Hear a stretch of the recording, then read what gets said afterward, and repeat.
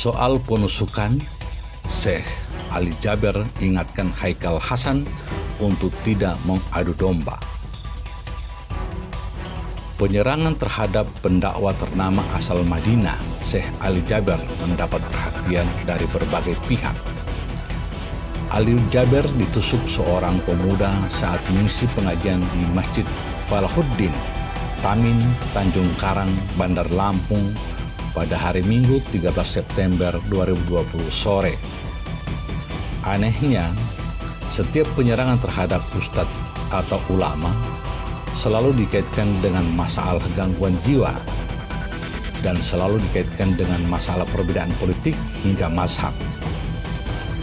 Dalam tayangan talk show TV One tanpa alumni 212, Haikal Hasan mengungkapkan keanehan yang terjadi karena orang gila bisa dengan meyakinkan memilih sasarannya, yakni seorang ustadz. Dalam berbagai peristiwa, orang gila tersebut cuma menyerang satu orang, yakni ustadz. Tidak menyerang membabi buta sebagaimana orang tidak waras pada biasanya. Karena itu, wajar jika diduga ada orang yang menggerakkan orang tersebut. Haikal Hasan yang akrab disapa Babe ini mengingatkan, orang-orang jahat itu tidak cuma menggerakkan orang gila, tetapi netizen di media sosial juga digerakkan untuk mencaci maki para ulama yang berseberangan dengan pemerintah. Jangan cuma melihat orang gila. Medsos lebih keras. Mereka netizen mencela dan mencaci maki para habaib. Kita tahu Syekh Ali Jaber ini aktivis pendakwah yang sangat istiqomah, bahkan ikut serta dalam aksi 411, 212, dan juga menjadi salah satu korban. Jelasnya, mendengar pernyataan itu, Syekh Ali Jaber pun meluruskan, alhamdulillah 12 tahun berdakwah di sosmed, hubungan saya baik dengan tokoh manapun. Selalu menjaga perasaan umat, dan saya selalu memimpin umat menjaga kedamaian. Bahkan sekarang ini saya ditugaskan di pilkada serentak, daerah konflik, mendamaikan umat. Saya dikirim ke Sumbawa, Bima, Lombok, Pontianak, hingga Kalimantan. Jelas Ali Jaber. Selama ini silahkan cek tausiah saya. Jika pernah ada tema-tema kekerasan yang membahayakan, termasuk kelompok-kelompok lain walaupun berbeda pandangan, saya tidak pernah mengangkat masalah khilafiyah, perbedaan. Justru kebersatuan selalu saya angkat, semangat damai, mencintai, memuliakan sesama, bersatu, ungkapnya. Dia pun menegaskan bahwa peristiwa penyerangan terhadap dirinya jangan dikaitkan dengan 212 dan aksi politik manapun.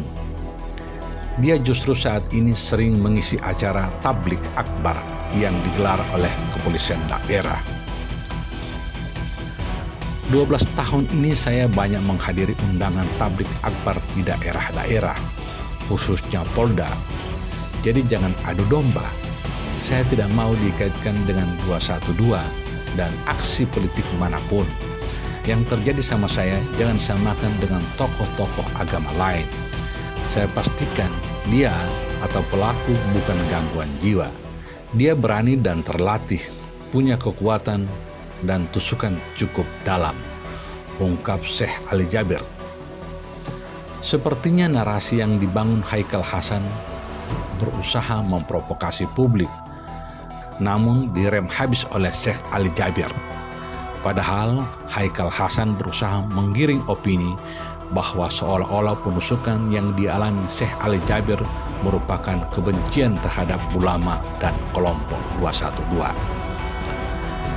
Narasi yang dibangun para provokator yang berseliweran di media sosial cukup mempengaruhi orang-orang picik pikirannya.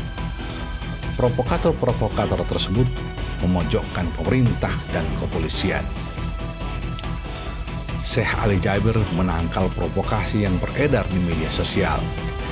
Dengan tegas, Syekh Ali Jabir menyatakan dia percaya pihak kepolisian yang sedang menyelidiki kasus tersebut. Dan ia meminta kepada kepolisian untuk menyelidiki kasusnya hingga tuntas. Akhirnya, narasi yang menunjukkan kepolisian langsung nyungsep. Syekh Ali Jabir mengingatkan tidak perlu dihubungkan dengan ulama 212. Kasusnya adalah kasusnya, tidak perlu dikait-kaitkan dengan hal-hal lain yang tidak ada hubungannya. Jelas pernyataan ini menghentikan provokasi bahwa ulama 212 sering mendapatkan serangan dari kalangan tertentu. Menariknya lagi, ketika Syekh Ali Jabir bertemu dengan Menko Polhukam Mahfud MD, menyampaikan salam kepada Presiden Joko Widodo. Ini menandakan bahwa narasi yang dibangun oleh provokator seolah-olah Jokowi membenci ulama yang tergabung dalam aksi 212. Padahal kenyataannya tidak demikian. Para kadrun ini berusaha membelokkan fakta dan mencatut nama ulama dan umat Islam untuk kepentingan mereka.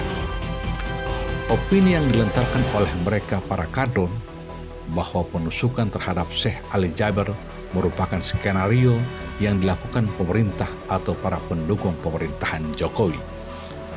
Coba kita lihat, apakah para pendukung pemerintah mempengaruhi suasana? Tentu tidak. Para pendukung Jokowi lebih banyak diamnya daripada ngomongnya. Pendukung Jokowi juga tak banyak menyerang para kadrun di media sosial dengan komentar pedas. Bahkan lebih banyak memilih cuek. Dengan sikap Syekh Ali Jabir justru mematikan langkah para kadrun. Jika sikap para kadrun ini terjadi di zaman pemerintahan Soeharto, entah apa yang terjadi sama mereka. Untung saat ini Jokowi presidennya. Meski Jokowi dituduh PKI, turunan Cina, dicaci maki, dia lebih banyak memilih tak menggubrisnya. Dia lebih sabar. Mantap Syekh Ali Jabir. Dengan sikap Syekh seperti itu, berarti secara tidak langsung telah mematikan langkah para kadrun yang berusaha memprovokasi rakyat Indonesia. Salam kebangsaan.